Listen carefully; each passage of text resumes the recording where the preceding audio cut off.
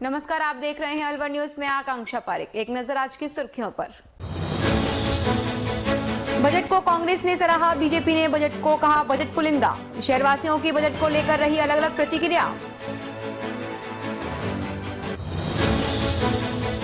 मुर्गा नहीं देने पर ढाबे में लगाई आग, ढाब जलकर हुआ खाक।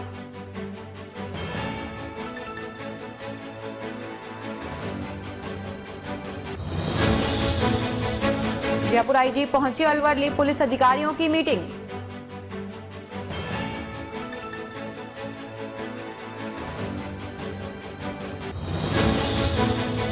रामकिशन की गांव पहुंची लाश, ग्रामीण हुए गमगीन।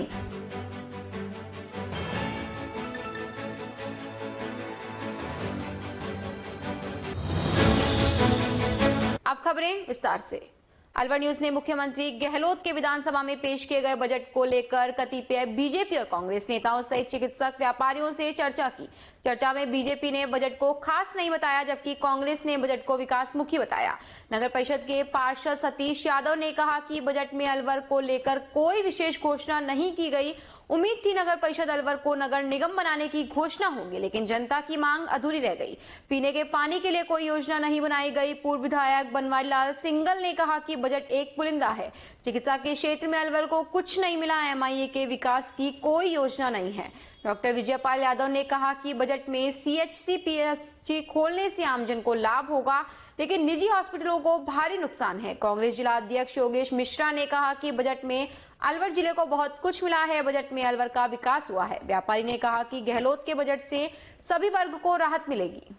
मुख्यमंत्री अशोक गहलोत द्वारा आज बजट सत्र पेश किया गया है। मेरे साथ में है नेता प्रतिपक्ष सतीश यादव जी। जानते हैं कि बजट को लेकर उनके किस तरीके से विचार हैं और किस तरीके का जो बजट है वो उनको किस नजरिए से देखते हैं। सर, सबसे पहले तो हमारे चैनल में आपका बहुत बहुत स्वागत है। बहुत बहुत धन्यवाद। दूसरा, मैं ये जानना चाहूंगा, आज का जो बजट आया है, मुख्यमंत्री अशोक गहलोत ने जो बजट पेश किया है, इसको लेकर किस तरीके के विचार है? क्या लगता है आपको, किस मायने में सही है या कुछ खामियां रह गई? देखिए, बजट से पहले शहर की पूरी जनता बड़ी उम्मीदों से देख रही थी कि मुख्यमंत्री जो बजट पेश करेंगे निश्चित रूप से अलवर शहर के लिए कुछ न कुछ जरूर मिलेगा।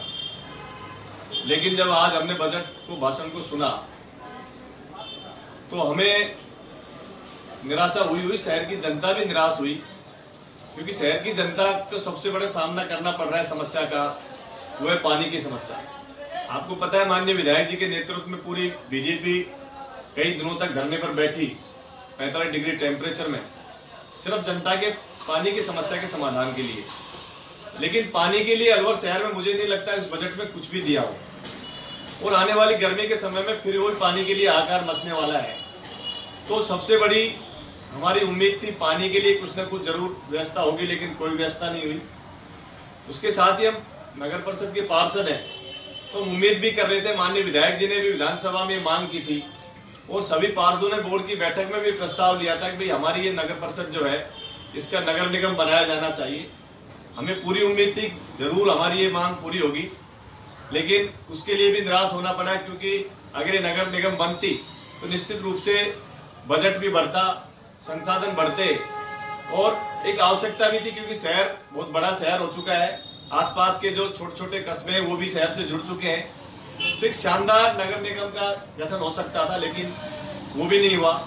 तो मैं समझता हूं कि सबसे बड़ी जरूरत तो हमको पानी की थी, इसलिए सब निराशा हाथ लगी है। अलवर शहर में कोई ऐसी बड़ी घोषणा अलवर शहर के लिए नहीं है। सर, जिस तरीके से आप कह रहे हैं कि शहर में पानी की जो बड़ी समस्या थी उसका समाधान नहीं हुआ, उसको लिए पूर्व में भी विधायक द्वारा, शहर विधायक द्वारा धरना दिया गया था, किंतु अगर बात करें एक ऑल ओवर सामान्य आम नागरिक के को लेकर बजट के लिए, तो उसके लिए क्या विचार है आपके? आम नागरिक को लिए क्या चाहिए? आम नागरिक को चाहिए पानी, आम नागरिक को चाहिए सुरक्षा, आम नागरिक को चाहिए भ्रष्टाचार मुक्त शासन। तो आप बताइए हम क्या उम्मीद करें? कोई सी चीज पूर्ति नहीं हो रही। भ्रष्टाचार जिस तरह से पूरे शहर में सभी जो संस्थाएं, 2-3 संस्थाएं हैं, नगर परिषद है, यूआईटी है, हाउसिंग बोर्ड है, तो मुझे नहीं लगता जब नगर परिषद और यूआईटी का ये सत्र पेश किया गया है, किस तरीके से, किस नजरिए से देखते हैं आप बजट सत्र को? देखिए, बजट से पहले बहुत उम्मीदें थी अलवर शहर की जनता को, और उम्मीदें इन बातों को लेकर के थी कि एक बहुत बड़ी मांग अलवर की नगर परिषद को नगर निगम बनाने की, क्योंकि नगर निगम बनने से निश्चित रूप से बजट भी बढ़ता और जो शहर में जो विकास के काम अधूरे हैं उनमें उन कार्यों में भी गति आती। साथ ही आसपास का जो क्षेत्र शहर से जुड़ चुका है उनकी डिमांड रहती है, क्योंकि वहां सफाई का काम नहीं होता है, वहां रोशनी की कोई अच्छी व्यवस्था नहीं रहती जो ग्राम पंचायतें हैं। अगर नगर निगम बनती तो निश्चित रूप से पूरे शहर का ही विकास होता और उससे ग्रामीण के जो आसपास के क्षेत्र हैं उन लोगों को भी फायदा मिलता। वो मांग अधूरी रह गई। उसके अलावा सबसे बड़ी मांग थी, लगातार पिछले कई वर्षों से इस बात की शहर में समस्या रहती है कि पानी अब एक दिन छोड़ के एक दिन आ रहा है शहर में, लाइनें डल गई, टंकियां बन गई, लेकिन उन टंकियों में पानी कहां से आए, इस बात की कोई चिंता माननीय मुख्यमंत्री जी ने अलवर शहर के लिए नहीं की। इसकी डिमांड की गई थी जनता द्वारा। माननीय विधायक जी ने जनता की मांग को देखते हुए पिछले दिनों गर्मियों में 45 डिग्री टेम्परेचर में भगत सिंह सर्किल पर 7 दिन तक वहां धरने पर बैठे, शहर के पार्षद उनके साथ बैठे, शहर की जनता वहां बैठी, लेकिन मुख्यमंत्री जी का इस ओर ध्यान नहीं गया। उन पानी की टंकियों को भरने के लिए कोई व्यवस्था नहीं की। तो मैं मानता हूं कि आने वाली गर्मियों में पानी की बड़ी समस्या होने जा रही है। इस बात की चिंता माननीय मुख्यमंत्री जी को करनी चाहिए थी। बहुत से क्षेत्र ऐसे भी अभी बचे हुए हैं शहर में, अलवर शहर में। शहर बहुत पुराना शहर है, बड़ा शहर है, लेकिन बड़ी दुर्भाग्य की बात है कि वहां जल मल निकास की कोई व्यवस्था नहीं है, वहां सीवर लाइन नहीं डली हुई है। वहां लोगों को रोजाना आए दिन झगड़े होते हैं जब वहां पानी को निकास को लेकर के। तो उस सीवर लाइन के लिए भी कोई ऐसी घोषणा नहीं हुई, क्योंकि बड़ा काम है, उसमें मोटा पैसा लगेगा, लेकिन उसकी भी घोषणा नहीं हुई जिसकी हम उम्मीद कर रहे थे कि इस बजट में घोषणा करेंगे मुख्यमंत्री जी। तो मैं तो यही कहूंगा कि जब हमारे शहर की छोटी छोटी 2-3 समस्याओं पर कोई भी घोषणा नहीं हुई तो शहर की जनता को तो निश्चित रूप से निराशा होगी, सभी पार्षद भी निराश होंगे। क्योंकि सर, सड़कों को लेकर भी बड़ी घोषणा की गई है, उसके लिए क्या आप किस दृष्टि से देखते हैं? देखिए, सड़कों के लिए बिल्कुल घोषणा की गई है, पिछले साल भी घोषणा की गई थी, लेकिन उसके लिए मैं यही कहना चाहूंगा कि शहर का जो ऐसा क्षेत्र जो मंदिर माफिक, क्योंकि आधा शहर मंदिर माफिक क्षेत्र में बसा हुआ है, और वो जो पैसा है वो मंदिर माफिक क्षेत्र में, मुझे जो जानकारी उसमें नहीं लगता है। बाकी क्षेत्र में तो यूआईटी काम कर ही रही है, हाउसिंग बोर्ड काम कर ही रहा है। अगर वो पैसा मंदिर माफिक क्षेत्र में भी लगे तो निश्चित रूप से शहर की जनता को उसका फायदा मिले। बिल्कुल सही बात है, चिकित्सा के क्षेत्र में घोषणा की गई है, जिसकी आवश्यकता भी थी, क्योंकि पिछले दिनों पूरी दुनिया ने जो महामारी देखी है, और उसके बाद माननीय विधायक जी का इनका बजट भी लगभग चिकित्सा सुविधाओं को बढ़ाने के लिए किया जा रहा था, और अब जो घोषणा हुई निश्चित रूप से यहां जरूरत भी थी और ये होना भी चाहिए। चिकित्सा के क्षेत्र में काम लगातार हो रहा है, पिछले 2 सालों से पैसा सिर्फ चिकित्सा क्षेत्र में ही लग रहा है, लेकिन हम ये कह रहे हैं चिकित्सा क्षेत्र के अलावा भी बहुत से ऐसे क्षेत्र है जहां विकास का पैसा लगना चाहिए था, घोषणा होनी चाहिए थी। आपके हिसाब से जो बजट घोषणा पत्र उसमें क्या खामियां रही है? मैं यही तो आपको बता रहा हूं, बजट में जो अलवर शहर के नाते, क्योंकि हम शहर के पार्षद हैं तो हम शहर की बात करेंगे, तो शहर में ऐसी कोई भी शहर के लिए कोई घोषणा ही नहीं हुई, कोई बड़ी घोषणा, या यूं कहूं शहर के लिए कोई भी ऐसी घोषणा हुई हो जो हम खुश हो सके, अलवर शहर के निवासी खुश हो सके। सब जगह घोषणाएं हुई, कहीं नगर पालिका बनी है, कहीं कुछ बना है, लेकिन अलवर शहर में तो कुछ घोषणा ही नहीं हुई कोई किसी काम की। ठीक है सर, क्या नाम है आपका? सतीश यादव, नेता प्रतिपक्ष नगर परिषद। जी सर, बताएं, राज्य सरकार द्वारा आज बजट पेश किया गया है, किस तरीके का बजट है, क्या खामियां रही और क्या अच्छा रहा? राजस्थान के माननीय मुख्यमंत्री जी ने बजट का पुलिंदा पेश किया है, केवल बजट नहीं है, पुलिंदा है। लगभग 3 घंटे तक माननीय मुख्यमंत्री जी ने विधानसभा में खड़े होकर बजट को पढ़ा है, और दुर्भाग्य की बात यह है कि अलवर शहर को मात्र एक पार्किंग के पैसे के अलावा कुछ नहीं मिला है। अलवर शहर को जो बहुत लंबे समय से इंतजार था कि बच्चों का जो वार्ड है जनरल हॉस्पिटल के सामने, इसको अस्पताल का दर्जा मिलेगा। इसके अतिरिक्त मत्स्य औद्योगिक क्षेत्र को किसी भी प्रकार की कोई रियायतें नहीं मिली जिसमें कोई उद्योग धंधे लगते और बच्चों को रोजगार मिलते। चिकित्सा क्षेत्र में कोई किसी भी प्रकार की घोषणा नहीं हुई। शिक्षा के क्षेत्र में कोई बड़ी घोषणा नहीं हुई। अलवर में अगर देखें तो आज जिस प्रकार बाजारों की व्यवस्था है, उनको देखते हुए आज बाजारों में केवल और केवल जो व्यापार हैं वो सीजनल है, शादी विवाहों के अवसर के हैं या त्योहारों के हैं। कोई भी इस प्रकार का कोई हब बनाने की या कोई भी किसी मार्ट बनाने की जो सरकारी योजनाएं हैं जिससे अलवर की तरफ लोगों का रुझान बढ़े। अलवर में चूंकि अब मिनी सचिवालय जो बन रहा है, इसके बगल में जो अलवर के कोर्ट की जो बिल्डिंग है उसके लिए 1 रुपए की घोषणा नहीं हुई, जबकि अगर कलेक्ट्रेट यहां आ जाएगा और कोर्ट वहीं रह जाएगी तो वकील लोगों के लिए इतनी बड़ी प्रॉब्लम हो जाएगी कि वो आधे टाइम यहां बैठेंगे, आधे टाइम वहां बैठेंगे, भागते भागते परेशान हो जाएंगे। क्लाइंट्स को परेशानी होगी क्योंकि किसी वकील का कोर्ट में पेशी चल रही है कलेक्टर के यहाँ, और दूसरी तरफ उनका नंबर आ गया न्यायालय में, तो वो इधर से उधर कहां भागेंगे जुडिशरी में। वकीलों के चैंबर्स की भी हम सोच रहे थे कि शायद मुख्यमंत्री जी को ये ध्यान आ जाए, बहुत लंबे समय से मांग चल रही है, वो भी नहीं की गई है। मेरा मानना यह है कि बजट शून्य है अलवर शहर के लिए, तो इसमें किसी भी प्रकार की कोई घोषणा नहीं है। लोक लुभावन जैसा जरूर लगता है क्योंकि आने वाले अगले साल में चुनाव है, इसलिए अशोक गहलोत जी ने, मुख्यमंत्री जी ने पेंशनर्स को भी अपनी ओर आकर्षित करने का प्रयास किया है। तो और कुछ ऐसी घोषणाएं भी की हैं पूरे जिले भर में या राजस्थान में जिनसे ऐसा लगे कि लोग उनके झांसे में आ जाएं।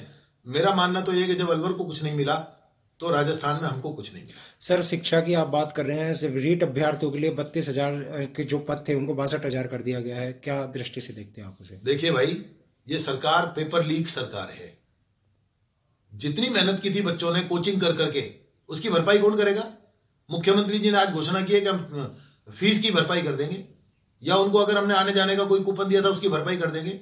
एक एक बच्चे ने 30-30 हजार, 50-50 हजार, 1-1 लाख रुपया कोचिंग पे खर्च कर दिया, उसकी भरपाई कौन? अशोक गहलोत जी करेंगे, शिक्षा मंत्री जी करेंगे। अभी तो ये भी तय नहीं है कि जो ये भर्ती निकालेंगे उस भर्ती में भी वापस पारदर्शिता होगी कि नहीं होगी। कहीं वो नाथी का बाड़ा जैसा हो गया काम तो क्या होगा? अभी तक तो जिस प्रकार की स्थिति इन्होंने बढ़ा रखी है, आप देख लीजिए, आरएएस की परीक्षा को देख लीजिए, रीट को देख लीजिए। राजस्थान की सरकार भ्रष्टाचार में आकंठ डूबी हुई है। अलवर को अगर आप देखेंगे तो यूआईटी और नगर परिषद, मैं ये कहना चाहता हूं राजस्थान में 300 कार्यवाही हुई है 365 दिन में। मैं इसके लिए धन्यवाद देना चाहता हूं बीएल सोनी साहब को, एमएन दिनेश साहब को और उनकी पूरी टीम को। 300 से ज्यादा लोग तो रोजाना रिश्वत ले रहे हैं पूरे राजस्थान में, 300 से ज्यादा, 3,000 से ज्यादा ले रहे होंगे। 300 कार्यवाही अगर साल भर में हुई है पूरे राजस्थान में, तो ये ऊंट के मुंह में जीरा है। करने वालों को धन्यवाद देते हुए मैं डिमांड करना चाहता हूं, भ्रष्टाचार को जीरो पे लाना चाहिए। मुख्यमंत्री जी कहते हैं मेरी जीरो टॉलरेंस है। किस तरह की जीरो टॉलरेंस है? अभी पिछले दिनों अलवर जिले के विधायकों ने बता दी थी किस तरह की जीरो टॉलरेंस है माननीय मुख्यमंत्री जी की। स्पष्ट बोले थे, अनेक विधायक बोले थे, जाके मुख्यमंत्री जी से भी मिले थे। क्यों हम किसी का नाम लें, लेकिन कितनी टॉलरेंस है उनकी, जीरो है या 100 टॉलरेंस है, वो सारी जनता को पता है। पूरा राजस्थान आकर भ्रष्टाचार में डूबा हुआ है। आरएएस की भर्ती हो गई, उसमें पूरा राजस्थान पुकारता रहा, रीट में पुकारता रहा। ऐसा कौन सा काम है जो राजस्थान में भ्रष्टाचार की भेंट नहीं चढ़ा हुआ है? कट करके लाना, टुकड़े बड़ी जाएगी नहीं। थानों में मर्ज कर दिया गया है, क्या लगता है कि भ्रष्टाचार की जहां बात कर रहे हैं वहां भी बढ़ रहा है तो अपराध भी बढ़ रहे हैं, इसीलिए चौकी को थाने में परिवर्तित किया गया है? देखिए भाई, मेरा ये कहना है, राजस्थान में जितनी शराब की दुकानें आवंटित हैं उससे 4 से 5 गुना शराब की दुकानें चल रही हैं और सब चौकी और थानों के नीचे चल रही हैं। भ्रष्टाचार का एक नया आयाम और स्थापित हो जाएगा। अगर भ्रष्टाचार रोकने की स्थिति है, गुंडागर्दी रोकने की स्थिति है, अपराध रोकने की स्थिति है, तो उसके लिए मुख्यमंत्री जी को स्वयं पहल करनी चाहिए। यही पूरा का पूरा प्रशासनिक अमला था, चाहे पुलिस का हो चाहे प्रशासन का हो, जो हमारे राज्य में था। हमने अपराध को अलवर में जीरो करके दिखाया था। अगर अपराध बढ़ रहा है तो वो पुलिस अपना काम कर सकती है। पुलिस पर अगर राजनीतिक दबाव रहेंगे तो पुलिस कैसे काम करेगी? आप थाने खोल लो, चौकी खोल लो, आप एसपी 2 कर लो। हमने खूब डिमांड की थी, हमारी डिमांड पर 2 एसपी हुए। क्या लाभ निकला? कोई लाभ नहीं निकला, क्योंकि इच्छा शक्ति नहीं है। जब ये उनको संरक्षण देंगे, आपको सब पता है अलवर शहर के चारों तरफ कौन लोग जिनको संरक्षण दिया हुआ है। अपराध करने वाले लोगों को अगर संरक्षण दिया हुआ है और उनके लिए बातचीत करते हैं, तो मेरा ये मानना है कि चौकी थाने खोलने से अपराध कम नहीं होते। अपराध कम करने की शक्ति अगर हो तो अपराध समाप्त होते हैं। सीएस जिनको पीएससी में मर्ज कर दिया गया है, चिरंजीवी योजना है 5 लाख से 10 लाख कर दी गई है, उनके लिए फिर क्या चिकित्सा क्षेत्र में क्या? देखिए, जब तक चिरंजीवी योजना का व्यापक प्रसार नहीं होगा, हर चिकित्सालय को पाबंद किया जाए, निजी चिकित्सालय को पाबंद किया जाए, आपको चिरंजीवी योजना में इलाज करना है। सरकार चिरंजीवी योजना में इलाज के ढोल तो पीट रही है, लेकिन अस्पतालों का रिएंबर्समेंट नहीं कर रही जो चिरंजीवी योजना में इलाज कर देते हैं। आखिर ये स्थिति होती है कि अस्पताल के लोग हाथ जोड़ देते हैं। नर्सिंग होम संचालक कहां तक इलाज करेगा अगर सरकार उनको पैसा नहीं देगी तो? और वो पैसा वही भ्रष्टाचार की भेंट चढ़ा हुआ है। जब तक वो नर्सिंग होम का संचालक ऊपर जाकर भेंट नहीं चढ़ाएगा, तब तक उनका पैसा रिएंबर्स नहीं हो रहा। गरीब आदमी को लाभ देने का ये घोषणाएं कर सकते हैं, मात्र धरातल पर कुछ नहीं। क्या लगता है आपको, कितने मायने में चिकित्सा विभाग को लेकर ये सही है या कुछ खामियां है, क्या कहना चाहेंगे सर? चिकित्सा विभाग में जो अभी आज पीएससी सीएससी बढ़ाई है तो अच्छी बात है, सुविधाएं मिल रही है लोगों को। साथ में गवर्नमेंट में जो उन्होंने आईपीडी और ओपीडी फ्री करे हैं, ये भी बिल्कुल ठीक है। लेकिन प्राइवेट हॉस्पिटल्स की जो जिस तरह से इन्होंने किया है, बुरी तरह से सिंगल स्पेशलिटी के डॉक्टर्स को तो बिल्कुल खत्म कर दिया है। एक तरह से सर्वाइवल बिल्कुल नहीं है। आपने तरह तरह के नियम लागू कर दिए हैं जिसके द्वारा इम्प्रूवमेंट कुछ नहीं है। खर्चा इतना बढ़ गया है, आपको हर सर्टिफिकेशन के लिए इतना पैसा देना पड़ता है आपके पास में। साथ में काम जो है आपने चिरंजीवी जैसे लागू की है, तो स्पेशलिटी कोई हर स्पेशलिटी के लिए आप अलग से एम्पेनलमेंट कराइए उसके लिए, ये बहुत खतरनाक हो गया है। आप NABH है तो आपको 100% फुल NABH है तो 100% मिलेगा, प्री एंट्री लेवल है तो 95% मिलेगा, नहीं है NABH तो 85% ही मिलेगा। आप बताइए 85%, पहले ऑलरेडी पैकेज बहुत कम है उनमें।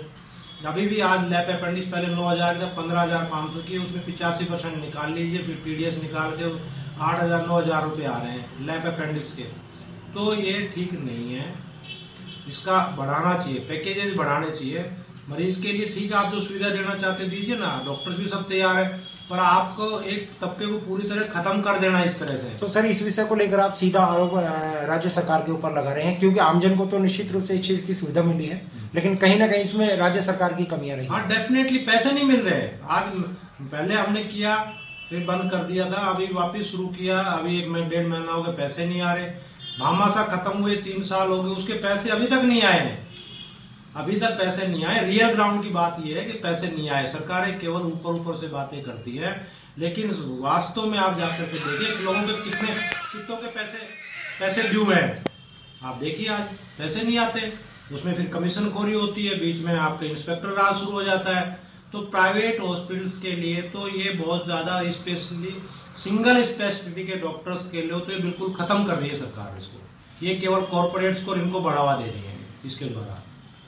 तो क्या लगता है आपको, बजट जो है आमजन के लिए उस सुविधा है, लेकिन उसमें चिकित्सा विभाग को कहीं ना कहीं नुकसान है? डेफिनेट नुकसान है।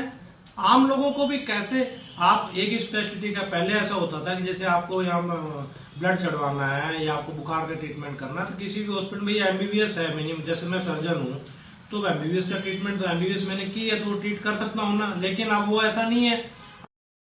आपको हर स्पेशलिटी का अलग से एम्पैनल करना पड़ेगा। आपको इतने स्पेशलिस्ट चाहिए, आपको 2 अस्पताल से ज्यादा काम नहीं कर सकता। वो वेंडरिंग सर्जन है, उनके लिए लिमिटेशन हो गई है, आप नहीं भाग सकते, आप नहीं कर सकते हो। तो काफी चीज रेस्ट्रिक्टेड कर दी है गवर्नमेंट ने।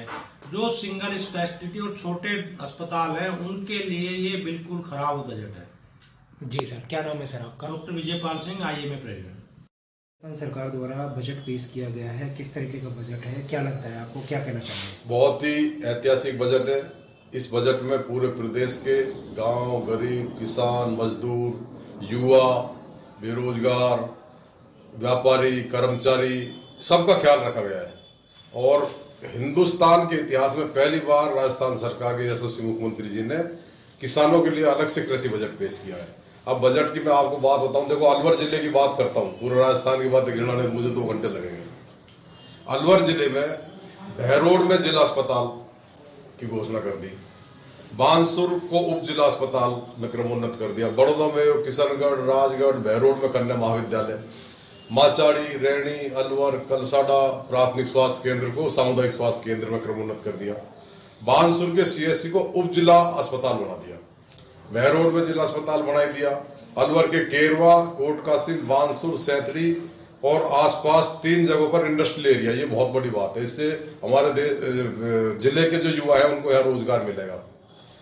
बानसूर में स्टेडियम की घोषणा कर दी, सलारपुर, ग्रेटर भिवाड़ी में IT, रेडीमेड गारमेंट, प्लग और प्ले सेंटर के रूप में विकसित किए जाएंगे।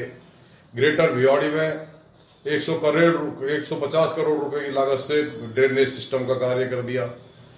अलवर में बानसूर और नीमराणा को नगर पालिका बना दिया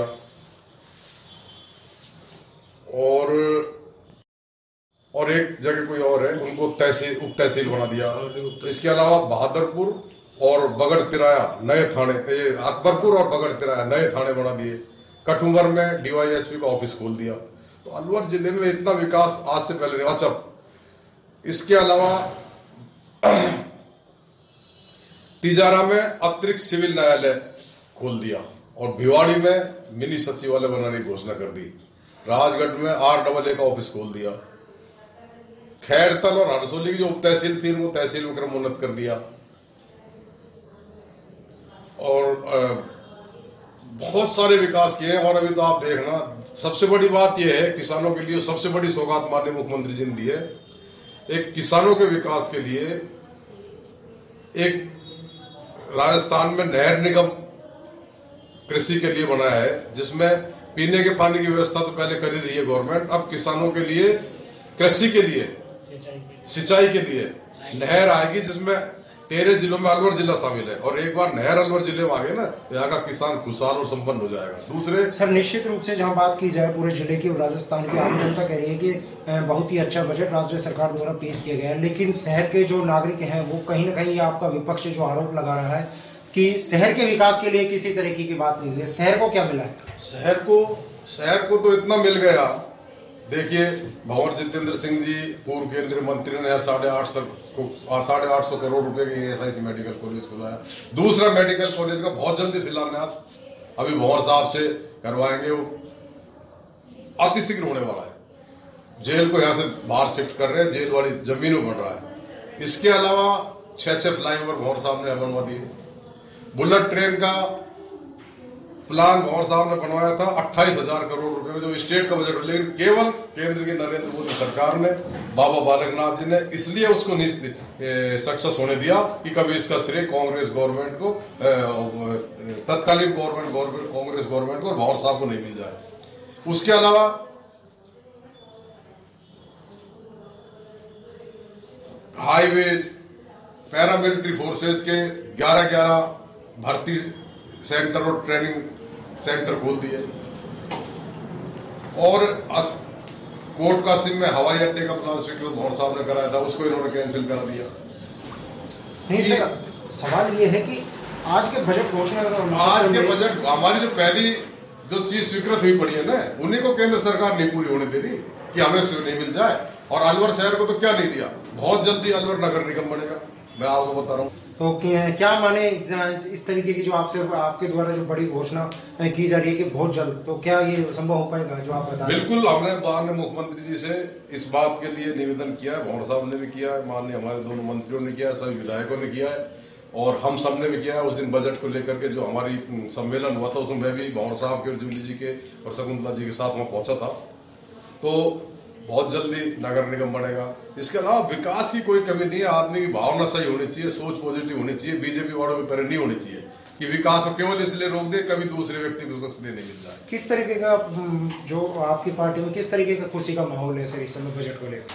पार्टी में नहीं, पूरे जिले में, पूरे प्रदेश में खुशी का माहौल है। हमारी अलवर जिला कांग्रेस कमेटी द्वारा शाम को 6 बजे नंगली के चौराहे पर आतिशबाजी की जाएगी बजट की खुशी में, और पटाखे फोड़े जाएंगे। ठीक है सर, क्या नाम है सर आपका? क्या? मैं योगेश मिश्रा हूं, कांग्रेस पार्टी का जिला अध्यक्ष हूं और 20 सूत्री कार्यक्रम का राजस्थान सरकार का अलवर जिले का उपाध्यक्ष हूं। कि आम जनता जो बिजली से ज्यादा त्रस्त थी, उसको लेकर भी किसी तरह की कोई बड़ी घोषणा की? देखो, बिजली के लिए बहुत बड़ी घोषणा कर रही है हमारे माननीय यशस्वी मुख्यमंत्री अशोक गहलोत जी ने। 100 यूनिट तक की अगर बिजली है तो उसे 50 यूनिट फ्री कर दिए। 100 से 150 तक है तो उसका चार्जेज 2 रुपए प्रति यूनिट, 3 रुपए प्रति यूनिट कर दिया, और 150 से ज्यादा है तो 2 रुपए प्रति यूनिट कर दिया। इससे बड़ा और क्या दें? इसके अलावा मुख्यमंत्री चिरंजीवी योजना जो है उसमें 5 लाख से बढ़ाकर 10 लाख कर दिया, और 5 लाख का उसमें एक्सीडेंटल बीमा फ्री कर दिया। उसके अलावा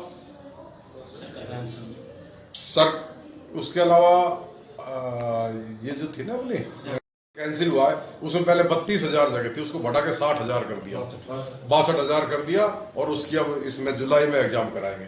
तो बेरोजगारों को, युवाओं को भी इससे फायदा मिलेगा, हमारी प्रतिभाओं को मौका मिलेगा। कर्मचारियों को जो 2004 से पहले जो योजनाएं थी पेंशन की, 2004 के बाद तो भर्ती उनकी पेंशन बंद कर दी थी, उसको चालू कर दिया, तो कर्मचारियों को इसका बहुत बड़ा फायदा मिलेगा। तो ऐतिहासिक बजट है, जोरदार, जानदार, शानदार, असरदार बजट है, और मैं तो परमात्मा से प्रार्थना करूं कि इसी तरीके से विकास करते रहें और अशोक गहलोत जी बार बार मुख्यमंत्री बनते रहे और राजनीति में ऊंचाइयों को छूए। देखिए, सर्वप्रथम तो मैंने श्रीमान मुख्यमंत्री साहब को बधाई कि उन्होंने प्रदेश का पहला कृषि बजट भी आज पेश किया, तो ये हमारे लिए बहुत खुशखबरी की बात है।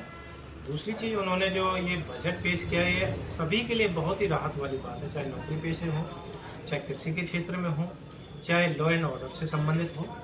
ये सारी चीज़ें दर्शाते की है कि भाई जो सरकार है वो ज़रूर हम सभी लोगों की बातों को समझ रही है और उसको इम्प्लीमेंटेशन में भी ला रही है। आज जो कृषि की मैं बात करना चाहूँगा, कृषि के क्षेत्र में जो बजट उन्होंने पेश किया है उसमें बहुत सारी ऐसी योजनाएं दी हैं जिससे कि सीधा किसानों को फायदा होगा। उसमें से एक चीज़ इम्पोर्टेंट ये है कि जो एजेंसियां हैं जो कृषि के लिए कार्य कर रही हैं, जिसमें से कि एक हमारी कंपनी वेयर हाउस पे काम कर रही थी, हमने 4 दिन पहले उद्योग मंत्री श्रीमती शकुंतला रावत जी से और जो MSME के चेयरमैन हैं राजीव अरोड़ा जी से मुलाकात की थी और हमने ये बताया था कि किसानों के लिए उसमें जगह होनी चाहिए। तो उस बात का उन्होंने आश्वासन दिया और आज हमें देखने को मिला। उन्होंने कहा है और इस बजट में भी दिया है कि जो औद्योगिक गलियारे जो बनेंगे वहां पर, जहां पर वे एक्सप्रेस में निकल रहे हैं, जैसे रामगढ़ में, बड़ौदा में निकल रहा है, उनके आसपास में वेयर हाउसेज के लिए या प्रदेश में कहीं भी वेयर हाउसेज के लिए बेहतरीन उनको सुविधाएं देंगे और उनको रियायती दरों पर जमीन का भी ऐलान किया है। तो मैं इससे बहुत हमारी जो कंपनी है जो इन्वेस्टर्स को आकर्षित कर रही है, किसानों को उनको प्रेरित कर रही है कि वो अपने वेयर हाउस बनाएं और कृषि के उत्पादों के लिए भंडारण के लिए उसमें करें। तो ये बहुत अच्छी बात है। मैं इस बजट से बहुत खुश हूँ और ऐसे बहुत सारे लोग हैं जो इस बजट की सराहना कर रहे हैं। बजट में गोविंदगढ़ कस्बे में कैंप कोर्ट के स्थायीकरण, सामुदायिक स्वास्थ्य केंद्र पर और राजकीय स्नातकोत्तर महाविद्यालय में स्टाफ सहित अन्य नई सरकारी घोषणा नहीं होने पर कस्बे में मायूसी छा गई। एडवोकेट अरुण शर्मा ने बताया कि करीब 3 महीने पहले पेंशनर समाज के कार्यक्रम में कांग्रेस की रामगढ़ विधायिका साफिया जुबेर खान को ज्ञापन दिया गया था। सभी गणमान्य लोगों के बीच कैंप कोर्ट के स्थायी करने को लेकर इस बजट में घोषणा का आश्वासन भी दिया गया था। सरकारी महाविद्यालय में मात्र 3 स्टाफ ही कार्यरत है, उसे लेकर भी विधायिका की ओर से वादा किया गया था, लेकिन सवेरे से ही टेलीविजन के आगे टकटकी लगाए बैठे कस्बे वासियों को उस समय निराशा हाथ लगी जब बजट समाप्ति की घोषणा हो गई और कस्बे को कोई सौगात नहीं मिली।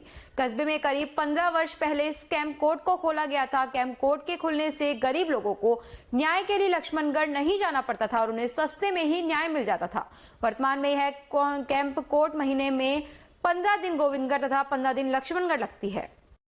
बजट की खुशी में कांग्रेस कार्यकर्ताओं ने आतिशबाजी कर खुशी का इजहार किया। मुख्यमंत्री अशोक गहलोत ने राजस्थान विधानसभा में पेश किए गए बजट में अलवर जिले सहित प्रदेश को खुशी मिली है। बहरोड में जिला अस्पताल, बड़ौदा में किशनगढ़, राजगढ़ बहरोड में कन्या महाविद्यालय, बानसूर में स्टेडियम, टप्पूकड़ा व नीमराणा में नगर पालिका सहित जिले में स्वीकृत अनेकों योजनाओं को लेकर जिले में खुशी की लहर है।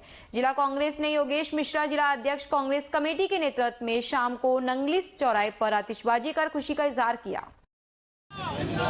व्यापारी सारे लोग ये चाह रहे हैं कि राजस्थान में कांग्रेस सरकार 2023 वाले चुनाव में दोबारा लौट कर आएगी और इसी तरीके से शानदार बजट चलता रहा तो केंद्र में भी 2024 में कांग्रेस की सरकार आएगी। और राजस्थान के लोकप्रिय मुख्यमंत्री माननीय अशोक गहलोत जी का तहे दिल से धन्यवाद और आभार व्यक्त करते हैं। राजस्थान के अंदर जो बजट आया है जन कल्याणकारी बजट है। आम लोग जो जमीन से जुड़े हुए लोग हैं उन सबका ध्यान रखा गया है, चाहे किसान हो, चाहे कर्मचारी वर्ग हो, चाहे गरीब आदमी हो, चाहे युवा वर्ग हो, महिला हो, बच्चे हो, हर व्यक्ति का इस बजट के अंदर ध्यान रखा गया है। और सबसे बड़ी जो सौगात दी गई है वो सौगात दी गई 2004 के अंदर तत्कालीन प्रधानमंत्री माननीय अटल बिहारी वाजपेयी जी ने कर्मचारियों की पेंशन बंद कर दी है। अशोक गहलोत जी का कोटि कोटि धन्यवाद करते हैं। रिटायरमेंट के बाद कर्मचारी बहुत परेशान रहता है, उसके आजीविका का साधन खत्म हो जाता है। उन पर कर्मचारियों की पेंशन योजना 2004 से लागू की है तो निश्चित रूप से उनके लिए बहुत बड़ा काम है। साथ ही साथ राजस्थान के आम आदमी के लिए चिरंजीवी मेडिकल योजना जो दी गई है वो इतनी शानदार है कि उसमें 5 लाख का एक्सीडेंटल बीमा दे दिया और 10 लाख रुपए तक की योजना उनको दी है। आम आदमी को ये देखना नहीं पड़ेगा कि मैं पैसा कहाँ से लाऊं, उस आदमी का फ्री ऑफ कॉस्ट इलाज होगा। अलवर जिले के लिए बहरोड के अंदर जिला बहरोड को जिला अस्पताल का दर्जा दिया गया है। नीमराना को नगर पालिका दी गई है और जिले के अंदर अलवर शहर के लिए अंदर कंपनी बाग के पास अंडरग्राउंड पार्किंग दी गई है। इसके अलावा टपुकड़ा को नगर पालिका का दर्जा दिया गया है। चहुमुखी विकास पूरे अलवर जिले के साथ साथ राजस्थान का विकास किया है। कोई भी वर्ग ऐसा नहीं छोड़ा जिसको नहीं दिया हो। लोग मांगते मांगते थके, अशोक गहलोत जी देते देते नहीं थके। चहुमुखी विकास बड़ा बचा। सर, अलवर शहर की एक सबसे बड़ी समस्या है पानी को लेकर, उसके लिए कोई बजट घोषणा पत्र में किसी तरह का पानी की बात पिछली बार अभी हमारे यहाँ के लोकप्रिय नेता माननीय जितेंद्र सिंह जी ने मुख्यमंत्री से मिले और इस संदर्भ में बात की। पिछले बजट के अंदर चंबल पानी की योजना का बजट सैंक्शन हुआ है। उस योजना के तहत पानी निश्चित रूप से अलवर को मिलेगा। साथ ही साथ सिंचित क्षेत्र के लिए, काश्तकार के लिए कई नहरों से अलवर को जोड़ने का काम इस बजट में किया गया है, जो कल तक सब चीजों का उल्लेख आ जाएगा। सर, क्या नाम है आप पर? अजीत सिंह यादव, प्रदेश कांग्रेस कमेटी सदस्य। ब्रजभूमि कल्याण परिषद के प्रतिनिधि मंडल ने लालदास नगर, धूली धूप, राटनगर, श्याम मंदिर में गीता पाठ कर ब्रज रक्षा आंदोलन के लिए जनसंपर्क किया और ब्रजवासियों, कृष्ण भक्तों, शहरवासियों से मिले। इस मौके पर भारतीय चरित्र निर्माण संस्थान के संस्थापक अध्यक्ष रामकृष्ण गोस्वामी ने कहा कि कुरुक्षेत्र की धरती पर श्री कृष्ण द्वारा दिए गए गीता के संदेश को आत्मसात करने की आवश्यकता है। ब्रजभूमि कल्याण परिषद के राष्ट्रीय संयोजक डॉक्टर पंकज गुप्ता ने कहा कि न्याय ही धर्म की आत्मा है। इस मौके पर कैप्टन उमराव लाल सैनी को ब्रजभूमि कल्याण परिषद के अलवर के नए जिला अध्यक्ष रामेश्वर दयाल यादव को जिला महासचिव एवं प्रकाश शर्मा को प्रदेश सचिव की नई जिम्मेदारी सौंपी गई। बैठक में निर्णय लिया गया कि ब्रजभूमि कल्याण परिषद के द्वारा वार्ड एवं तहसील स्तर पर संगठन का विस्तार किया जाएगा। इस मौके पर गीता परिवार के जिला अध्यक्ष अश्विनी जावली, अमित यादव और कॉलोनी वासी उपस्थित रहे। मुख्यमंत्री अशोक गहलोत ने विधानसभा में अपने कार्यकाल का दूसरा बजट पेश किया। मुख्यमंत्री ने बजट में अलग अलग जिलों के लिए कई घोषणाएं की। बजट पेश करने के दौरान मुख्यमंत्री गहलोत ने राजस्थान के सिंध और अलवर के लिए भी घोषणाएं की। जिला अस्पताल में 100 बेड बढ़ेंगे। बहरोड़ में जिला अस्पताल और बानसूर का अस्पताल उप जिला अस्पताल में क्रमोन्नत होगा। इसके अलावा अलवर के बड़ौदा में, किशनगढ़, बास, राजगढ़ व बहरोड़ में कन्या महाविद्यालय खोलने की घोषणा की गई है। अलवर के जिला अस्पताल में 100 बेड और बढ़ेंगे, जिसके लिए सरकार ने 35 करोड़ रुपए का बजट देने की घोषणा की। माचाड़ी, रैणी, अलवर, कलसाड़ा प्राथमिक स्वास्थ्य केंद्र को सामुदायिक स्वास्थ्य केंद्र में क्रमोन्नत किया जाएगा। बानसूर के सीएचसी को उप जिला बनाया जाएगा। बहरोड़ को जिला अस्पताल में क्रमोन्नत किया जाएगा। अलवर के कैरवा, कोट कासिम, बानसूर, सेंदली के आसपास 3 जगहों पर इंडस्ट्रियल एरिया विकसित किए जाएंगे। साथ ही बानसूर में स्टेडियम बनाने की घोषणा की गई है। सलारपुर, ग्रेटर भिवाड़ी में IT, readymade garment, plug and play centre के रूप में विकसित किया जाएगा। ग्रेटर भिवाड़ी में 150 करोड़ से विकास किया जाएगा। भिवाड़ी में ड्रेनेज सिस्टम पर 100 करोड़ रुपए खर्च किए जाएंगे। नीमराना, भिवाड़ी में ग्रुप हाउसिंग की विसंगतियों को दूर किया जाएगा। इसके तहत प्रॉपर्टी व रियल एस्टेट के बाजार को मंदी से उबारने के लिए सरलीकरण किया जाएगा। सिलीसेड स्थित होटल लेक पैलेस का जीर्णोद्धार किया जाएगा। अलवर सहित प्रदेश के 4 आरटीडीसी होटल का जीर्णोद्धार किया जाएगा। सिलीसेड लेक पैलेस के भवन की हालत जर्जर होने लगी थी, ऐसे में अब इसका भी जीर्णोद्धार किया जाएगा। यहाँ बजट का एक शानदार और ऐतिहासिक यहाँ लोग देख रहे हैं।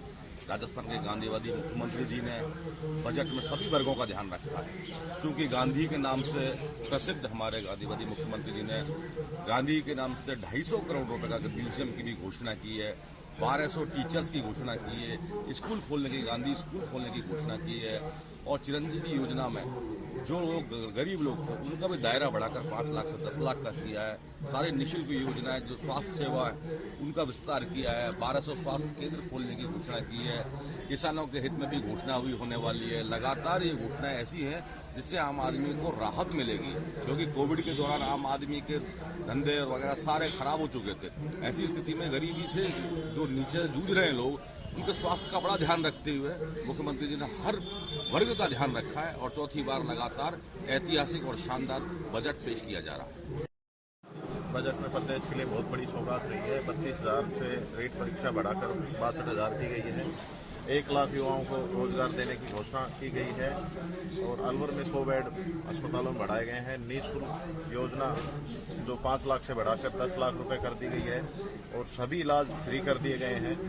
और प्रदेश के लिए बहुत ही अच्छा बजट है। और किसानों के लिए जो अलग से बजट की घोषणा अभी होने वाली है, तो उसके लिए प्रदेश में काफी खुशी की लहर है। अलवर शहर के खाने के शौकीन लोगों की डिमांड पर स्टेशन रोड भारत टाकिस के पास 4 नरू मार्ग पर दा तंदूर की ओपनिंग की गई है। भोजन सुगंध और स्वादिष्ट से भरपूर भरपूर होने के कारण काफी लोग प्रतिदिन ऑर्डर कर रहे हैं। यहाँ chicken curry, mutton korma, chicken korma, butter chicken, Peshawari chicken tikka, chicken मलाई टिक्का सहित अन्य वेज में अनेक वैरायटी हैं। दा तंदूर संचालक ने कहा, शहर की जनता आए, खाए और फीडबैक अवश्य दे। भोजन में साफ सफाई के साथ गुणवत्ता का विशेष ध्यान दिया गया है। हमारे आउटलेट का नाम है दा तंदूर और ये हमारा है स्टेशन रोड पे 4 नरू मार्ग भारत टॉकीज के पास। और इसमें हमारे पास chicken curry, mutton korma, chicken korma, उसके साथ आपको मिलेगा बटर चिकन, साथ में मिलेगा पेशावरी चिकन, उसके साथ मिलेगी आपको मटन सीख, चिकन सीख, टिक्का मिलेंगे आपको जिसमें चिकन टिक्का, अफगानी टिक्का, मलाई टिक्का, रेशमी कबाब, ये सारे के सारे आइटम होंगे। साथ में वेज में आपको पनीर टिक्का, उसके साथ मिलेगा आपको वेज सीख कबाब, साथ में मिलेगा आपको क्या बोलते हैं सोया चाप मसाला, सोया चाप हरियाली, सोया चाप मलाई। फिर आपको स्पेशल मिलेगी दिल्ली 5 स्टार की फेमस दाल बुखारा जो यहाँ पूरा राजस्थान में किसी के पास नहीं है। उसके साथ आपको दी जाएगी पनीर बटर मसाला, साथ में दी जाएगी आपको चाप मसाला, सोया टिक्का मसाला। ये सारी आइटमें रहेंगी और आइटमें आएँ, खाएं और एक बार फीडबैक जरूर दें।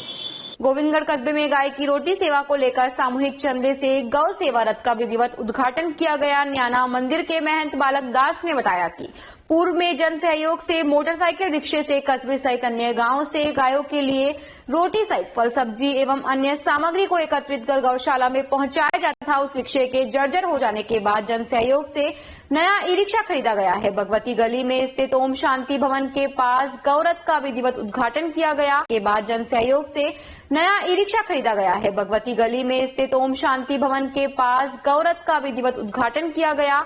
इस मौके पर न्याना के महंत बालक दास, ओम शांति प्रचारक मिथिलेश दीदी, भाजपा नेता सुखवंत सिंह, गोविंदगढ़ पंचायत समिति के उप प्रधान कृष्णकांत जैन, हरि सिंह, सतीश गुप्ता, वीर किशन अवस्थी, रमेश भगवती सहित सभी गणमान्य लोग मौजूद रहे।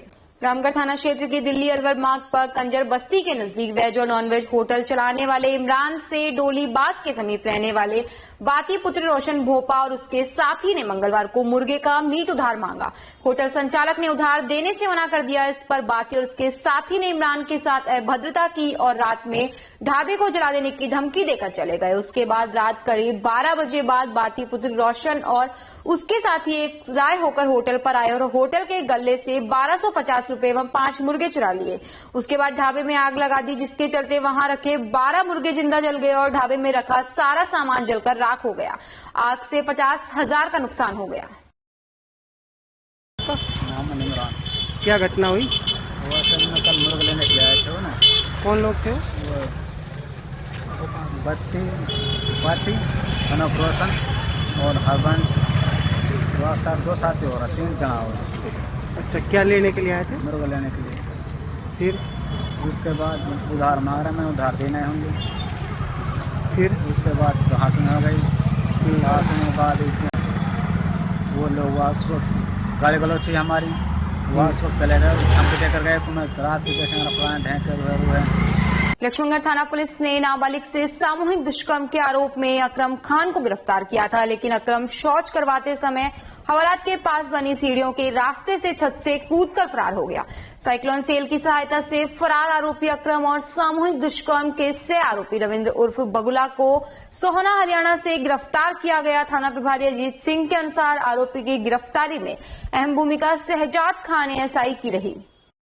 कठुआ उपखंड क्षेत्र के ग्राम खेड़ा मैदान निवासी छात्रा ममता पुत्री इंदर, जो खेड़ली स्थित विद्यास्थली बीएससी बीएड कॉलेज में तृतीय वर्ष में अध्ययनरत है, सोमवार की शाम को करीब 4:30 बजे वह अपने कॉलेज से बस के द्वारा अपने गांव जाने के लिए कठुआ स्थित अहिंसा सर्किल पर उतरी और अहिंसा सर्किल से पैदल लक्ष्मणगढ़ रोड की तरफ जा रही थी। तहसील कार्यालय से अरावली चौराहे के मध्य में पीछे से एक मोटरसाइकिल पर सवार 2 अज्ञात युवकों में से पीछे बैठे युवक ने मोबाइल छीनकर तेज रफ्तार से मोटरसाइकिल को भगा ले गया। उस समय लड़की भय से ग्रस्त हो गई। डर के कारण वह चिल्ला भी नहीं सकी, जिसके चलते आसपास दुकानदार सहित किसी को भी घटना के बारे में जानकारी नहीं दे पाई और चुपचाप अपने घर चली गई। घर पहुंचकर अपने परिजनों को घटना के बारे में अवगत कराया। मंगलवार को परिजनों के साथ कठुआ थाना पहुंचकर थाना प्रभारी सुरेश कुमार को मोबाइल छीनने की घटना के बारे में अवगत कराया।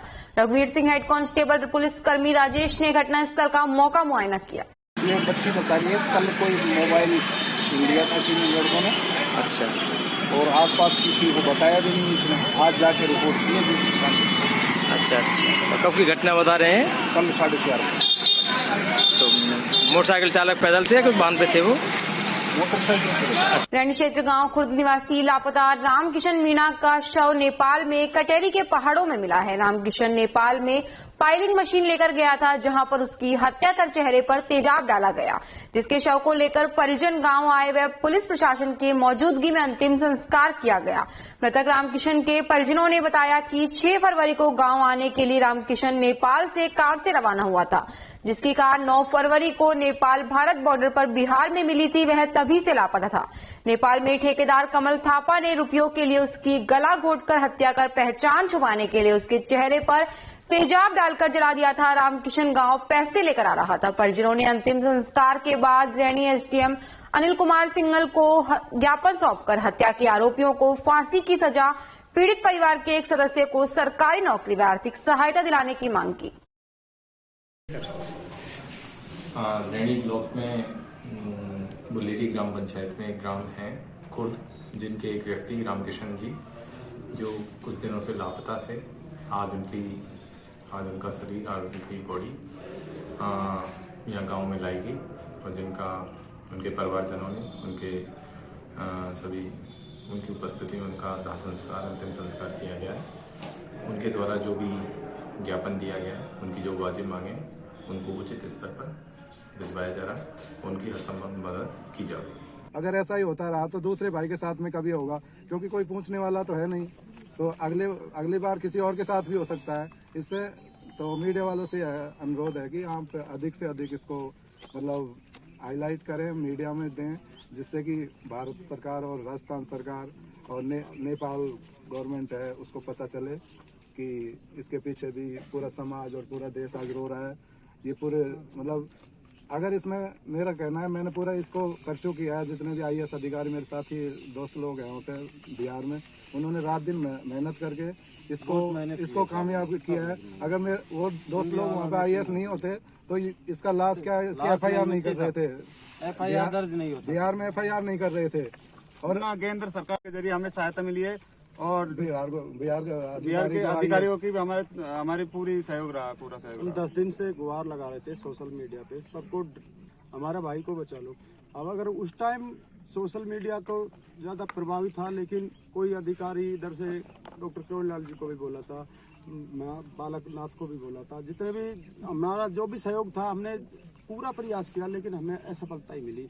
अगर उस टाइम एक्शन ले लिया होता तो आज हमारे भाई जिंदा होता।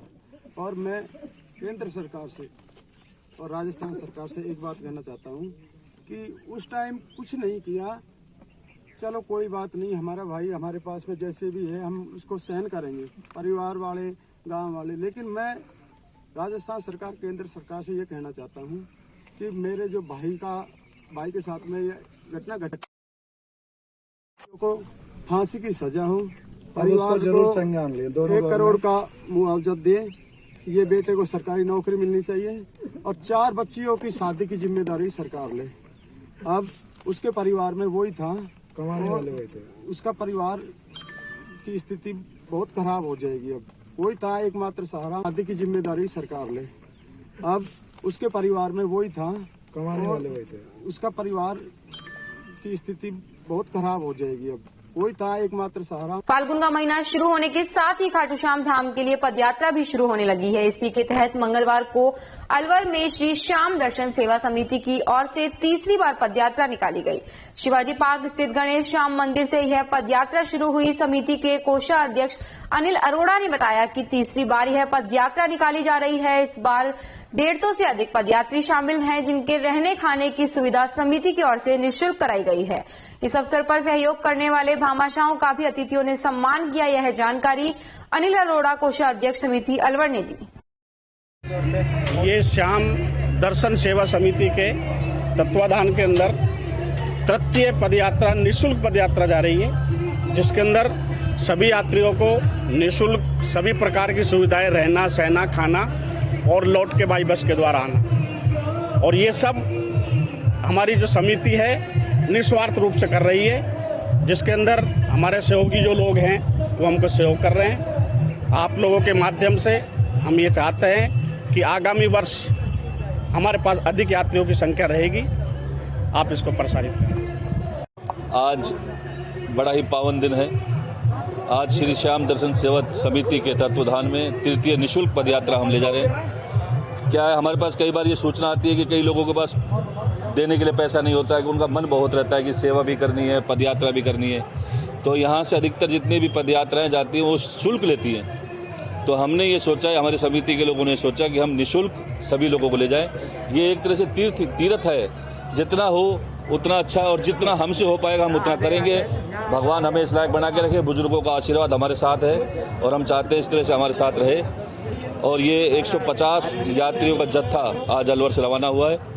इसका पहला पड़ाव माधोगढ़ है, उसके बाद विराटनगर, फिर त्रिवेणी धाम, फिर महरौली, उसके बाद 5वें दिन हम खाटू धाम पहुंचेंगे। वहाँ बाबा के दाल बाटी चूरमा का भोग लगेगा।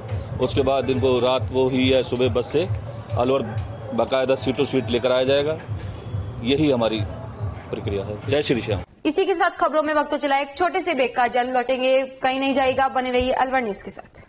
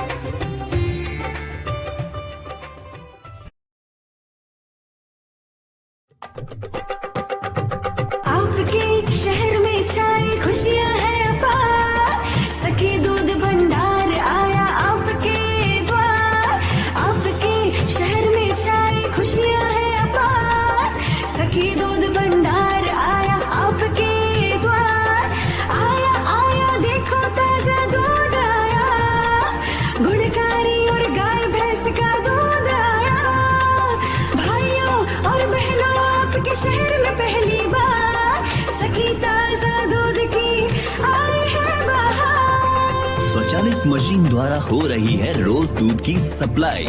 आओ हम सब दूध खरीदें, इसमें कैसी कठिनाई। हर स्तर पर होती गुणवत्ता की जांच, ताकि आपके स्वास्थ्य पर नहीं आए कोई आंच। आया आया देखो ताजा दूध आया, गुणकारी और गाय भैंस का दूध आया। भाइयों और बहनों आपके शहर में पहली बार सखी ताजा दूध की आई है बाहर। ऑनलाइन भुगतान की भी है सुविधा, एडवांस बुकिंग में भी जरा नहीं है दुविधा। आपकी सेवा लक्ष्य हमारा, हर घर दूध पहुंचाएं, ये उद्देश्य हमारा। आया आया देखो ताजा दूध आया, गुणकारी और गाय भैंस का दूध आया। आओ हम शहरी महिलाएं कदम उठाएं, ग्रामीण महिलाओं को सशक्त बनाएं।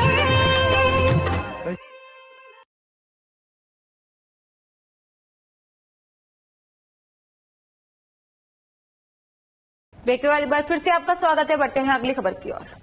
Anti corruption foundation of India के राजस्थान प्रदेश प्रभारी मुकेश बड़े खनिया द्वारा चलाए जा रहे वन संरक्षण पेड़ बचाओ अभियान के तहत थानागाजी वन मंडल के अधीन आने वाले वन भूमि पर लगातार हो रही हरे पेड़ों की कटाई के चलते वन विभाग बेसुध दिखाई दे रहा है।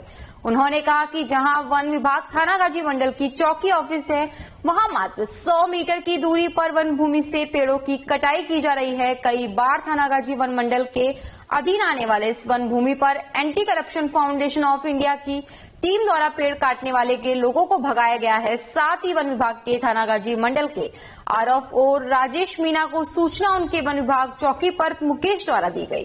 तुरंत ही वन विभाग टीम को मौके पर रवाना किया गया। मुकेश बड़ेखनिया, प्रदेश प्रभारी anti corruption foundation of India, ने बताया कि वहां पर समय समय पर वन विभाग कर्मचारियों की गश्त बढ़ाई जानी चाहिए, जिससे कि वन भूमि को बचाया जा सके। कटुमर उपखंड की ग्राम पंचायत तसई, जहां के आम रास्तों को गांव के ही अतिक्रमणकारियों ने इस तरह कब्जा कर सकरा दिया है, जैसे कि इन रास्तों से ट्रैक्टर जैसा छोटा वाहन भी बड़ी मुश्किल से निकल पाता है। रास्तों के इर्द गिर्द बने मकान के मालिकों ने अपने मकानों की सीमा से भी बाहर रास्तों में अपने मकान के आगे चबूतरे, दीवार या परकोटे बना डाले हैं, जिसकी वजह से 30 से 40 फुट चौड़े रास्ते भी 8 या 10 फुट के नजर आने लगे हैं। कई जगह तो इस गांव में लोगों ने इस कदर मकान बनाए हैं जिससे पुराने रास्तों की दिशा ही बदल गई। वहीं कुछ रास्ते ऐसे भी हैं जहां लोगों के हमेशा वाहन व मवेशी खड़े नजर आते हैं, जिसकी वजह से कोई और व्यक्ति अपना चौपहिया वाहन से उन रास्तों से निकल भी नहीं पाता है। इन सभी रास्तों से अतिक्रमण हटाने के लिए तसई सरपंच मुकेश सिंह चौहान ने रास्तों से अतिक्रमण हटाओ अभियान शुरू कर दिया है, जिसमें सबसे पहले उन्होंने गांव के बीचों बीच स्थित चौक से लेकर पातालेश्वर महादेव से होकर भूतपूर्व सरपंच रघुवीर सैनी के घर की तरफ जाने वाले रास्ते से अतिक्रमण हटाने की मुहिम छेड़ दी है। उन्होंने पिछले दिन इस रास्ते में जेसीबी चलवाकर रास्ते में बने चबूतरे पर, दीवार पर कोटे आदि की तोड़फोड़ कर रास्ते को चौड़ा करवाना शुरू कर दिया है और जल्द ही शिवरात्रि से पहले यह सड़क बनकर तैयार हो जाएगी। सरपंच चौहान ने बताया कि गांव में अतिक्रमणकारियों ने रास्तों में अतिक्रमण कर रखा है, जिसमें प्रमुखता से गांव के परिक्रमा मार्ग के अलावा अन्य मार्ग भी शामिल हैं। उन सभी मार्गों से आपसी सहमति से अतिक्रमण हटवाया जाएगा। उन्होंने बताया कि अभी गांव के एक प्रमुख मार्ग में बाधक बने चबूतरे, दीवार, परकोटे आदि की तोड़फोड़ कराकर नए सिरे से रास्ता बनाना शुरू करवा दिया है। इसी तरह अन्य मार्गों में भी कार्य करवाना शुरू किया जाएगा। गांव में कुछ रास्ते से जो अतिक्रमण है वो हटाए जा रहे हैं। किस उद्देश्य से हटाए जा रहे हैं लोग? गांव तसई में ये प्राचीन श्री पातालेश्वर महादेव मंदिर है, बहुत प्राचीन काल का, और ये रास्ता बहुत ही खराब हुआ पड़ा था।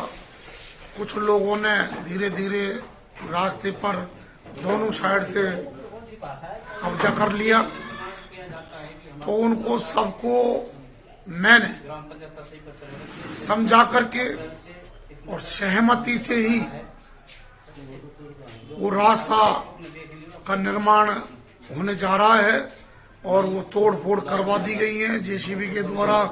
चबूतरा है, दीवार है। कहां से कहां तक? ये बीच चौक में से लेकर के और रघुवर सैनी के मकान की तरफ, यहाँ तक ये जो वास्तव में ही रास्ता बिल्कुल सुखड़ा हुआ पड़ा था और ये ऐतिहासिक रास्ता है, मेन रास्ता है गांव तसई का। तो मैंने सबसे निवेदन किया और मेरे निवेदन से सभी ने आगे आकर, आगे बढ़ चढ़ कर, कई लोगों ने तो ये कहा कि सरपंच साहब आपको जहां एक लगे वहां एक नहीं ले लो रास्ता, और ये रास्ता निकलना चाहिए, मेन रास्ता है। क्या इसके अलावा कुछ ऐसे भी लोग थे जिन्होंने इस चीज का विरोध किया हो? एक आध दो व्यक्ति थे ऐसे, उन्होंने कहा कि भाई पहले उस व्यक्ति का फूटे तब हम फोड़ेंगे, इस तरह की वार्तालाप हुई। गांव में कुछ ऐसे और भी रास्ते हैं जिनका अतिक्रमण हुआ पड़ा है? हाँ, गांव में कुछ लोगों ने अतिक्रमण कर रखे हैं और जब वहां निर्माण कार्य शुरू होंगे तो वहां से भी सहमति से ही और सबको समझा करके भी, और नहीं मानेगा तो उसको कड़ाई से भी उस पर कानून के तहत उस पर कानूनी कार्रवाई की जाएगी। तो ये जो और रास्ते हैं जिन पर अतिक्रमण हुआ पड़ा है, तो उसके लिए ग्राम पंचायत का कदम उठा रही है?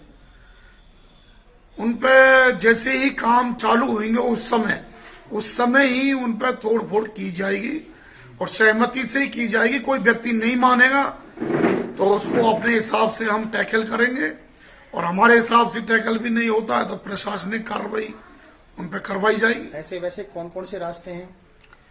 जैसे मेन रास्ता है लेकर के जो चारों तरफ मेन रास्ता परिक्रमा मार्ग जो बना हुआ है जी, उस पे कुछ लोगों ने ओले धीरे कुछ कब्जा कर लिया है जगह रास्ते के। जयपुर जोन आईजी उमेश दत्ता पहली बार बुधवार को अलवर पहुंचे। उन्होंने अलवर पुलिस लाइन का निरीक्षण किया। इस दौरान अलवर पुलिस लाइन में फिजियोथेरेपी सेंटर का उद्घाटन किया। उसके बाद उन्होंने पुलिस अन्वेषण भवन में जिले के पुलिस अधिकारियों की क्राइम मीटिंग ली। उन्होंने कहा कि अलवर प्रदेश का सिंह द्वार है। अलवर में अगर हालात ठीक रहते हैं तो पूरे प्रदेश में क्राइम की स्थिति कंट्रोल में रहती है।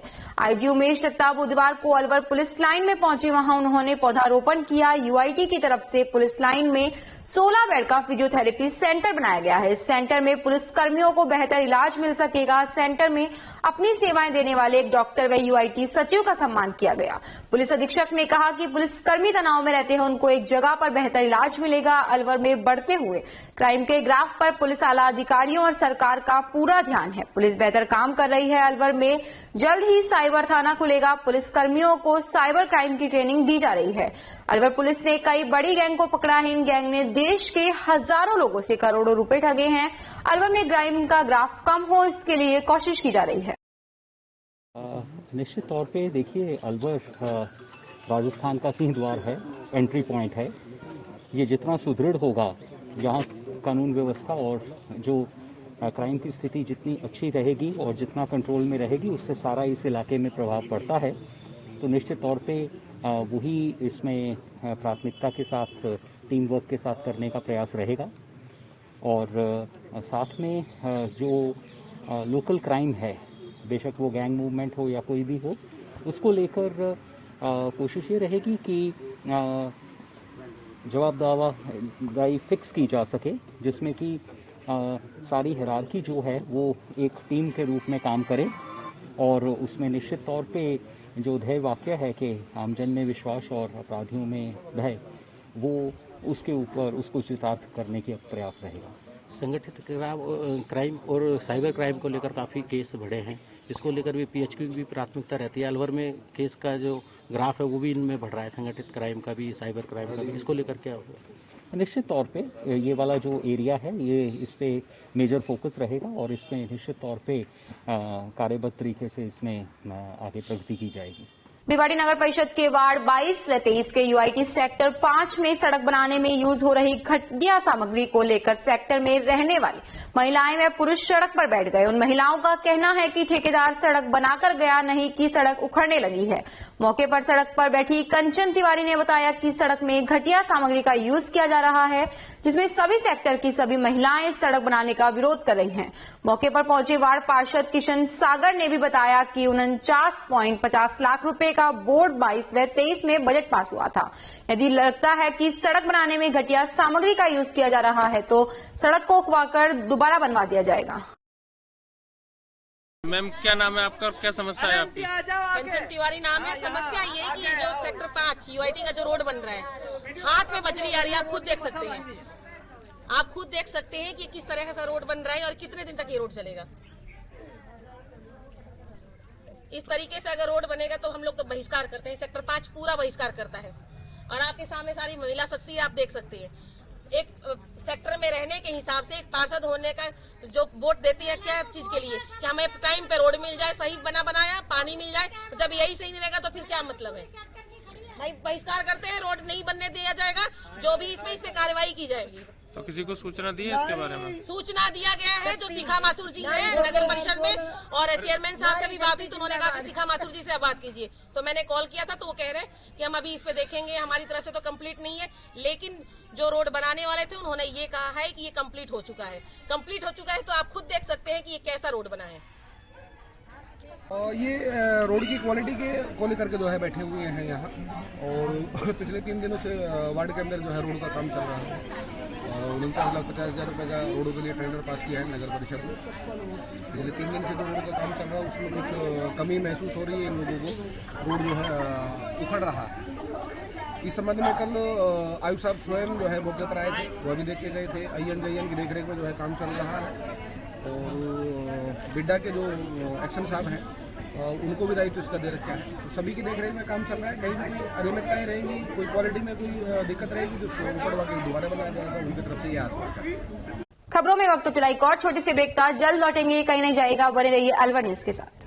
अलवर वासियों के दिल में अपनी अलग पहचान बना चुके त्रिहान ग्रुप खास आपके लिए लेकर आए हैं नगर विकास न्यास अलवर द्वारा अनुमोदित अलवर की बेहतरीन अफोर्डेबल आवासीय योजना, जिसमें आपके लिए उपलब्ध है सुरक्षित जीवन शैली, वो भी सिर्फ नाम मात्र की कीमतों में।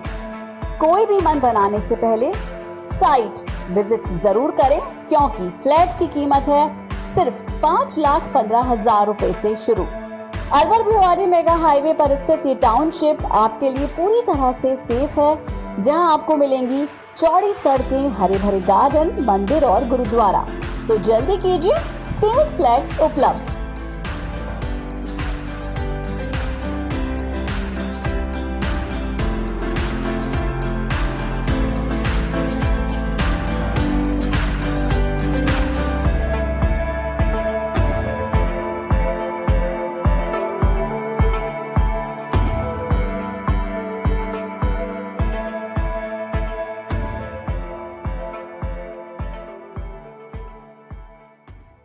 तेज दिमाग, पैनी नजर और निर्णय लेने की क्षमता आपको बनाती है देश का स्वर्णिम भविष्य।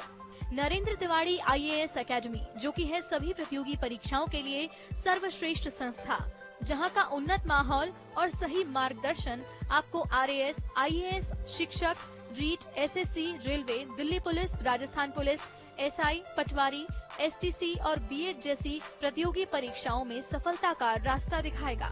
अलवर की सर्वश्रेष्ठ प्रतियोगी संस्था Narendra Tiwari IAS academy, railway station के पास, लिटिल बर्ड स्कूल के पीछे, नेहरू नगर, अलवर।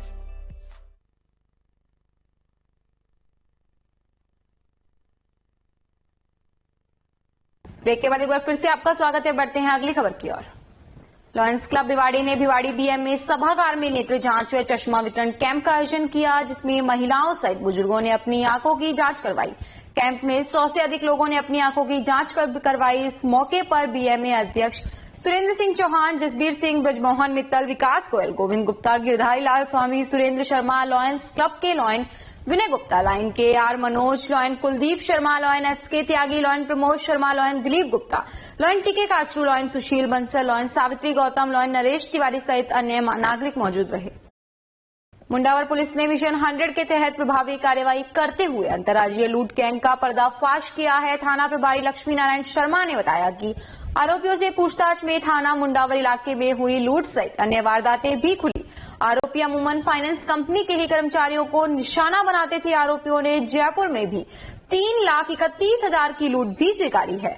DST-2 के ही कर्मचारियों को निशाना बनाते थे। आरोपियों ने जयपुर में भी 3,31,000 की लूट भी स्वीकारी है। DST-2 और थाना मुंडावर पुलिस टीम ने संयुक्त कार्रवाई कर 3 आरोपियों को गिरफ्तार किया है। पुलिस टीम आरोपियों से पूछताछ कर रही है। बजट में टपुकड़ा को नगर पालिका बनाए जाने की घोषणा होते ही कस्बे में खुशी की लहर दौड़ गई। विधायक संदीप यादव के प्रतिनिधि के रूप में उनके छोटे भाई मनोज यादव का सरपंच प्रतिनिधि रमेश चंद्र गर्ग ने अपने कार्यालय गोपाली चौक पर गुरुद्वारा प्रबंधक कमेटी प्रधान गुरबचन सिंह, कालू महाजन, असगर खान, देशराज, मोनू लांबा, जीवाना चौक पर विक्की मित्तल, मोंटी लांबा, प्रकाश, टॉनी मित्तल सहित ग्रामीणों ने पगड़ी बांध व मिठाई खिला स्वागत किया। बाईपास पर भारत विकास परिषद के प्रांतीय सदस्य पवन गुप्ता के नेतृत्व में टपुकड़ा शाखा अध्यक्ष मुकेश गुप्ता, डॉक्टर जयप्रकाश, OP गोयल, रवि गर्ग, बप्पू बैटरीवाला आदि ने आतिशबाजी कर व मिठाई बांटकर खुशी का इजहार किया। वर्ष 2019 से अटकाई हुई PhD प्रवेश परीक्षा जल्द आयोजित करवाने की मांग के लिए मत्स्य विश्वविद्यालय के कुलपति के नाम रुकटा की ओर से आक्रोश प्रदर्शन कर ज्ञापन दिया गया। राजस्थान विश्वविद्यालय एवं महाविद्यालय शिक्षक संघ रुकटा के प्रांतीय संयुक्त सचिव डॉक्टर रमेश बैरबा एवं डॉक्टर भरत मीना ने बताया कि रुकटा प्रदेश अध्यक्ष डॉक्टर जगतपाल सिंह के नेतृत्व में आक्रोश प्रदर्शन कर मत्स्य विश्वविद्यालय के कुलपति के नाम शोध समन्वयक डॉक्टर फूल सिंह सहारिया को ज्ञापन दिया गया। रुकटा प्रतिनिधि मंडल को इस विषय पर वार्ता के लिए कुलपति ने आमंत्रित किया है। ज्ञापन में वर्ष 2019 से अटकाई हुई PhD प्रवेश परीक्षा को जल्द आयोजित करवाने के लिए पुरजोर मांग की गई। साथ ही यह भी मांग की गई है कि विधि के विद्यार्थी एवं शिक्षकों को PhD प्रवेश परीक्षा से वंचित नहीं किया जाए। इस अवसर पर RR कॉलेज रुकटा इकाई सचिव doctor Sanjay Dargan, doctor Sanjay Raipuria, doctor Shivcharan Chedwal, Sundar Baswal, doctor Sita Meena, Ravindra Kumar, Jogendra Singh सहित अनेक शिक्षक व विद्यार्थी शामिल रहे। राजस्थान विश्वविद्यालय महाविद्यालय शिक्षक संघ रुकटा की तरफ से आज 2019 मई से PhD की प्रवेश परीक्षा आयोजित करवाने के लिए फॉर्म अप्लाई करवाए थे, करीब 3 साल होने को है और करीब 2000 आवेदनकर्ताओं के मैं समझता हूं कि 30 लाख रुपए फीस के तौर पर यूनिवर्सिटी ने लिए हैं और 3 साल से यहां परीक्षा आयोजित नहीं करवाई गई है। इससे न केवल सेवारत शिक्षक बल्कि बड़ी तादाद में इस दरमियान जो सीनियर स्टूडेंट हैं, MA PG कर चुके हैं, वो वंचित हो रहे हैं अवसरों से। मैं ये भी बताना चाहूँगा कि आजकल UGC ने PhD की योग्यता को अनिवार्य कर दिया है असिस्टेंट प्रोफेसर के लिए। इसलिए विशेष तौर पर अलवर इलाके के जो शिक्षक है, विद्यार्थी है, वो बुरी तरह वंचित हो रहे हैं। लिहाजा हमारी मांग है कि माननीय कुलपति महोदय और यूनिवर्सिटी प्रशासन जल्द से जल्द PhD प्रवेश के लिए एग्ज़ाम है वो कंडक्ट करवाए ताकि हम लोगों को अवसर मिल सके। सर, क्या कारण रहा है कि अभी तक PhD की जो परीक्षा आयोजित क्यों नहीं की गई है? इसका क्या कारण लगता है? देखिए, हम तो इसको एक ढंग की लापरवाही मानेंगे। ऐसी कोई वजह नहीं कि PhD प्रवेश के लिए एग्ज़ाम नहीं हो, और जगह हो रही है। बाकी इस बारे में हमने बात की माननीय कुलपति महोदय से, तो उन्होंने कल के लिए हमारे प्रतिनिधि मंडल को आमंत्रित किया है और कहा कि हम विस्तार से इस पे बात करेंगे और जो भी वाजिब होगा शिक्षक और विद्यार्थी हित में उस पर फैसला लेने का उन्होंने आश्वासन दिया है। अभी हमने जो रिसर्च के यहाँ इंचार्ज है, प्रभारी है शोध के, डॉक्टर फूल सिंह सहारिया जी को माननीय कुलपति के नाम पे ये ज्ञापन दिया है। जैसी हमारे पास जानकारी है, लगभग 2000 विद्यार्थियों ने PhD कोर्स के लिए आवेदन किया है और ये आवेदन 2019 में किए गए थे। उसके बाद दोबारा मौका देते हुए आवेदन मांगे गए थे। उसके बाद और भी जो है आवेदन इसमें हुए हैं, तो हम ये मान के चलते हैं लगभग 2-2.5 हज़ार बच्चों ने इसमें आवेदन किया है। और मैं आपको ये जानकारी देना चाहता हूँ कि जब आवेदन मांगे गए थे तो विश्वविद्यालय के शोध विभाग को मैं स्वयं देख रहा था और उस समय जब मैंने विश्वविद्यालय छोड़ा था तो हमने पेपर सेटिंग करवा दी थी प्री PhD कोर्स के लिए। GD कॉलेज अलवर को परीक्षा के लिए सेंटर भी बना दिया था, लेकिन क्योंकि उस दौरान विश्वविद्यालय के प्रशासनिक ढांचे में बदलाव हुआ और नए कुलपति महोदय ने यहाँ ज्वाइन किया था, तो इस वजह से जो है फाइल उनके सामने रखी गई थी, तो कटसी के नाते उन्होंने उस पर अध्ययन करने के लिए समय मांगा था। इस वजह से उस एग्जाम को पोस्टपोन कर दिया गया था। उसके बाद मैंने भी जो है विश्वविद्यालय छोड़कर अपने मूल विभाग कॉलेज को ज्वाइन कर लिया था। उसके बाद लगातार जो है अभ्यर्थियों के, शिक्षकों के जिन्होंने इसमें आवेदन किया है PhD के लिए, वो लगातार अपडेट मांगते रहे हैं और उन अपडेटों के आधार पर हम विश्वविद्यालय प्रशासन से एग्जाम करवाने की मांग करते रहे हैं, लेकिन हर बार यही आश्वासन मिलता रहा कि भाई इस एग्जाम को करवाएंगे, अभी अध्ययन चल रहा है, तैयारियां चल रही हैं। लेकिन ऐसे करते करते ये 3 साल निकल गए हैं। तो इसी विषय पर आज हम VC साहब से बात करना चाहते थे, लेकिन उन्होंने हमको सूचित किया है कि कल वो इस विषय पर विस्तृत चर्चा करेंगे। तो इसलिए आज हमने जो है विश्वविद्यालय के शोध विभाग के इंचार्ज डॉक्टर फूल सिंह सहारिया जी को अपना ज्ञापन दिया है और उसमें ये मांग की है कि जल्द से जल्द PhD का एग्जाम करवाया जाए, ताकि जो शिक्षक जिनको प्रमोशन के अंदर फायदा मिलता है उनको PhD करने का अवसर मिल सके, और जो विद्यार्थी नेट JRF करके एलिजिबल हो गए हैं कॉलेज शिक्षक बनने के लिए, जिनको फेलोशिप मिलती है, उनको भी PhD में अपना एनरोलमेंट कराने का अवसर मिल सके, ताकि उनकी फेलोशिप जो है लुप्त नहीं हो। तो ये तमाम जनहित के विषयों को लेकर हम आज बात करना चाह रहे थे। तो अभी तो हमको यही लगता है कि हमने ये भी आश्वासन दिया है विश्वविद्यालय को कि कहीं कहीं जन संसाधनों की अगर कमी है विश्वविद्यालय के पास में, तो कॉलेज शिक्षक अपना सहयोग करने के लिए तैयार है। क्या नाम है? मैं डॉक्टर भरत मीना, प्रदेश कार्यकारिणी सदस्य रुकता। खबरों में इतना ही, बने रहिए अलवर न्यूज के साथ। नमस्कार।